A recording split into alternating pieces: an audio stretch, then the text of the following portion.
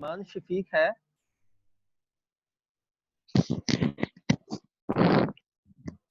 No sir. Sir इससे पहले तो ये नाम नहीं था सुना। ये बच्चा, ये जो एक ईमान शफीक है, ये कौन है? जरा मुझे बताइए। ये आपके सर वो जिस एडिशन सर लॉगिन वो किया होगा उधर नेम मिस्टेक होगी। आपने वो लॉगिन नेम किया? मिस्टेक हो गई थी। कौन है आप? वो सर वो क्या आरिफ नाम? अली सर, भाई आरिफ अली, वो मुझसे मिस्टेक हो गई थी सर। ये आप क्यों मिस्टेक्स कर रहे हैं बार बार? ये देखें। नहीं सर, वो लैपटॉप दूसरा था, इस वजह से। वो भी ना, छोटी सिस्टर है, वो क्लासेस अटेम्प्ट करती है ना, तो दूसरे लैपटॉप से जो ज्वाइन किया, तो इस वजह से सॉरी सर। अच्छा जी, तो नेक्स्ट हम जो है वो एक और रिजल्ट पढ़ेंगे कि हम ये जो टी ट्रांसपोज है, transpose of a linear transformation, इसकी मैट्रिक्स के बारे में हम पढ़ना चाहते हैं कि आया कि उसकी मैट्रिक्स किसके इक्वल होगी। तो ये बड़ा सिंपल सा एक इसका रिजल्ट है। इसकी मैट्रिक्स फाइंड करने का मेथड बड़ा ही इजी है, लेकिन हम इसको जरा एक थ्योरीज की पढ़ लेते हैं। Let V and W be finite dimensional vector spaces और फील्ड उनका सेम है। तो ये वेक्टर स्पेसेस हैं, तो उनकी बेसिस होंगी। तो सपोज करते हैं जो वी की जो बेसिस हैं वो बीटा हैं, और इसकी जो डुअल की बेसिस हैं वो बीटा स्टार है। और लेट करते हैं कि W की जो बेसिस हैं वो बीटा प्राइम है, और इसकी डुअल की बेसिस जो है वो बीटा प्राइम स्टार है। और T एक लीनियर ट्रांसफॉर्मेशन है V से W के ऊपर, और उसकी जो मैट्रिक्स है relative to basis beta beta prime वो A है। और जो ट्रांसपोज ऑफ T की जो मैट्रिक्स है उसका नाम हम B रख देते हैं। तो उसकी एंट्रीज किसके इक्वल होंगी? वो बेसिकली A ही की एंट्रीज होंगी, लेकिन जस्ट हमने ट्रांसपोज लेना है। गोया के जो ट्रांसपोज की जो मैट्रिक्स ऑफ लीनियर ट्रांसफॉर्मेशन होगी वो बेसिकली गिवन जो लीनियर ट्रांसफॉर्मेशन की जो मैट्रिक्स होगी उसका हमने जस्ट ट्रांसपोज लेना है, जो सिंपल हम जानते हैं। तो हम प्रूफ करते हैं। तो ये बीटा जो बेसिस हैं V की हैं, बीटा प्राइम जो है वो W की हैं, और ये करस्पॉन्डिंग डुअल स्पेस की हैं, और ये corresponding dual space of W की हैं। तो इनके हमने नाम रख दिए, और अल्फा से हमने V की बेसिस को डिनोट किया, बीटा से हमने W की, और F से हमने इसकी डुअल की बेसिस को, और G से इसकी जो है वो करस्पॉन्डिंग जो W की डुअल है।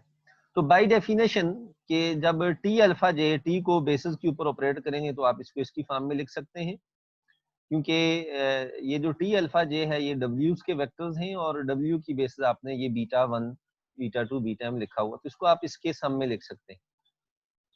हर वेक्टर को अल्फा 1 को J की जगह 1 रखें तो ये एक लीनियर कॉम्बिनेशन, J की जगह 2 रखें, सो ऑन। और इसी तरह आप, क्योंकि T ट्रांसपोज भी अभी आपने ये प्रूफ किया कि ये लीनियर है, और इसकी जो बेसिस हैं वो W से, ये बेसिकली W से V के ऊपर जो है वो V स्टार डुअल स्पेस के ऊपर इसकी बेसिस जा रही हैं। तो आप इसको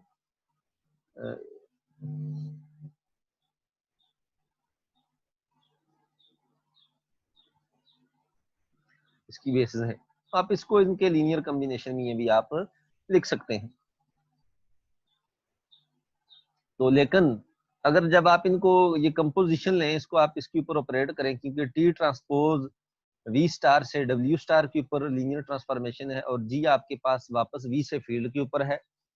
तो ये जो अल्फाज के जो वेक्टर्स हैं ये V के हैं, तो इनको जब इसके ऊपर ऑपरेट करेंगे तो बाय डेफिनेशन ये इसके इक्वल है G J of T alpha J composition, और G J as it is लिखें, और T अल्फा J की ये जो वैल्यू आपने ऊपर लिखी है वो सब्स्टिट्यूट कर दें।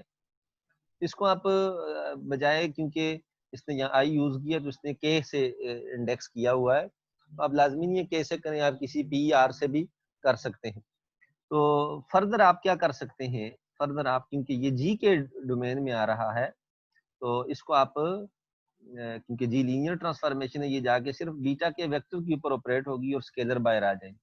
ये आपने लिख दिया सम K1 2 A K I delta J के, क्योंकि ये फंक्शनल्स हैं और ये G J जो है इनकी बेसिस हैं। तो आप ने ये पढ़ा होगा कि ये क्रोनिकल डेल्टा के इक्वल होते हैं, और ये जब एग्जैक्टली आपके पास J और K आपस में इक्वल होंगे तो ये एग्जैक्टली 1 की इक्वल आएगा।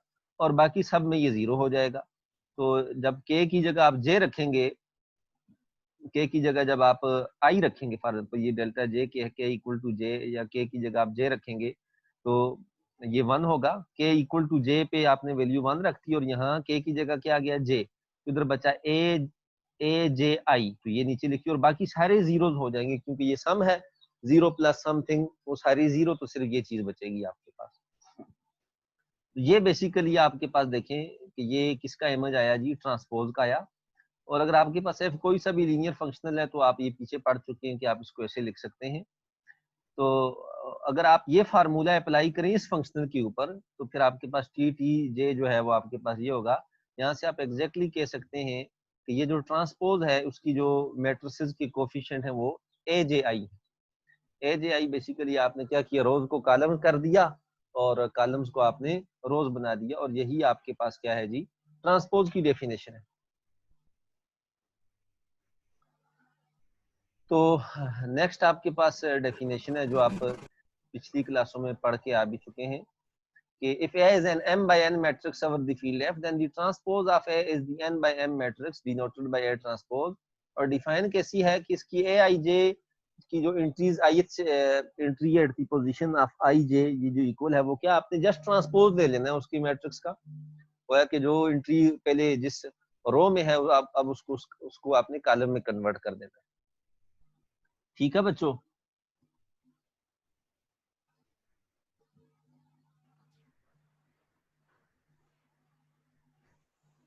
हेलो। Yes sir. जी सर। अच्छा जी। जी सर। अब ये आप पिछली क्लासों में पढ़ चुके हैं ये ट्रांसपोज की डेफिनेशन। आज हम इससे रिलेटेड एक थ्योरम पढ़ेंगे जो इंतहाई एलिमेंट्री थ्योरम है।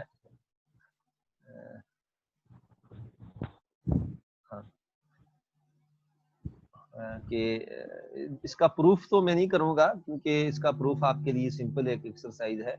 ये बताना चाह रहा है कि अगर आपके पास कोई भी m by n मैट्रिक्स है तो फिर वो जो इसकी रो रैंक होगी है कि वो कॉलम रैंक के इक्वल होगी। रैंक आप जानते हैं कि नंबर ऑफ रो रैंक से मुराद number of non zero rows की है और कॉलम रैंक से मुराद number of non zero columns की है। तो रो रैंक और कॉलम रैंक आपके पास कोई सी भी m by n मैट्रिक्स हो तो ये हमेशा क्या होती है, इक्वल होती है। तो अभी इससे रिलेटेड मैं कुछ आपको एक्सरसाइज देना चाहता हूँ, ये आपने करनी है। क्वेश्चन नंबर 1 आपका है कि f आपके पास फील्ड है और स्मॉल f लीनियर फंक्शनल है f2 से f2 के ऊपर, f2 से फील्ड के ऊपर डिफाइन ये किया हुआ है f of x1 equal to x1 plus bx2। तो कह रहा है कि g आपको ये गिवन है t ट्रांसपोज f, तो आपने g of x1 x2 find करना है। g ऑफ x1 x2 आपने फाइंड करना है और t भी आपको गिवन है t ऑफ x1, क्योंकि अगर आप इसकी डेफिनेशन में देखें टी ट्रांसपोज f जो है वो बेसिकली इक्वल होगा g of f of T alpha, f of T alpha, और अल्फा आपके पास ये वेक्टर्स है x1 x2 और t आपके पास ये ऑलरेडी गिवन है, तो आपने सिंपली ये फाइंड करना है। क्वेश्चन नंबर 2 भी आपके पास सिंपली यही है, लेकिन इसमें जो f ऑफ t है इसका एक पार्ट करवा दें फर्स्ट वाले का। अच्छा, ये देखें ये मैं पूरा तो नहीं करूंगा लेकिन आपको इतना करवा दूंगा कि आप ये कर लेंगे। तो टी ट्रांसपोज f बेसिकली अगर आप देखें टी ट्रांसपोज f जो है वो अल्फा, ये किसके इक्वल है, बाय डेफिनेशन ये आपके पास इक्वल है f ऑफ टी अल्फा। ये आपको ऊपर डेफिनेशन लिखवाई हुई है, ये इसकी इक्वल है। तो अब आपके पास जो है वो ये बेसिकली g है, ये g ऑफ अल्फा है, g ऑफ अल्फा। तो अल्फा आपने ये वेक्टर लेना है क्योंकि कह रहा है कि आपने ये फाइंड करना है। तो g of x1 x2 x1 x2 ये बेसिकली किसके इक्वल होगा जी, ये होगा f of t of x1 x2 के।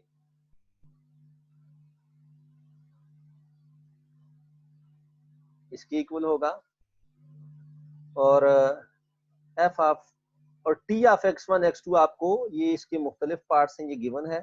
तो ए पार्ट में ये आपके पास इक्वल है x1 0 के, और f ऑफ x1 0 किसके इक्वल होगा, ये आपको ऊपर गिवन है, f ऑफ x1 x2 इसके इक्वल है। तो बाय डेफिनेशन ये आपके पास इक्वल होगा ax1। ठीक है, हेलो। Yes sir. तो ये आपने इसी तरह ये बाकी प्रॉब्लम करने हैं, इसके तीनों पार्ट बाकी भी करने हैं। और क्वेश्चन नंबर 2 भी आपके पास यही है, इसमें जस्ट आपके पास ये एफ ऑफ पी गिवन है, इंटीग्रल ऑपरेटर है, और डी आपके पास डिफरेंशिएशन ऑपरेटर है, डेरिवेटिव जो है वो, और स्पेसेस भी गिवन है, ऑल पॉलिनोमियल्स की स्पेसेस हैं, और फील्ड आपके रियल नंबर्स है। अच्छा जी, क्वेश्चन नंबर 3 में क्या कह रहा है कि वी आपके पास space of all square matrices of size n है, और बी आपके पास कोई फिक्स्ड मैट्रिक्स है, और आपको एक लीनियर ऑपरेटर भी वी के ऊपर गिवन है, जिसको उसने डिफाइन किया T of A equal to A B minus B है। और कह रहे if F is the trace function, ये एफ आपके पास जो है वो ट्रेस है, ट्रेस जो सम ऑफ डायगोनल एंट्रीज। तो अब आपने यही बताना है कि टी ट्रांसपोज एफ किसके इक्वल होगा। ये भी हूबहू वही क्वेश्चन है, लेकिन इसमें जस्ट उसने स्पेसेस और ऑपरेटर चेंज कर दिए, बाकी मेथड उसका वही है। और क्वेश्चन नंबर 3 जो है वो, क्वेश्चन नंबर 4 जो है वो, ये एक थ्योरम है, कह रहा है कि वी आपके पास फाइनाइट डायमेंशनल वेक्टर स्पेस है, और टी लीनियर ऑपरेटर है, सी स्केलर है, और आप सपोज करें कि आपके पास एक नॉन जीरो वेक्टर ऐसा एग्जिस्ट करता है कि वो उसका आइगन वेक्टर है, गोया कि T of alpha c alpha है। Prove that there is no non zero functional f on V such that T transpose of f equal to c f. तो ये थ्योरम आपने, ये जो मटेरियल आपको दिया गया है, इसको यूज करते हुए आपने प्रूव करना है। और क्वेश्चन नंबर जो है वो 5 आप छोड़ दें, इसका इतना में इसका कायल नहीं। और क्वेश्चन नंबर 6 आपने करना है, क्योंकि ये तो पुराने जो लेक्चर्स हमने पढ़े हुए हैं उसी से रिलेटेड है।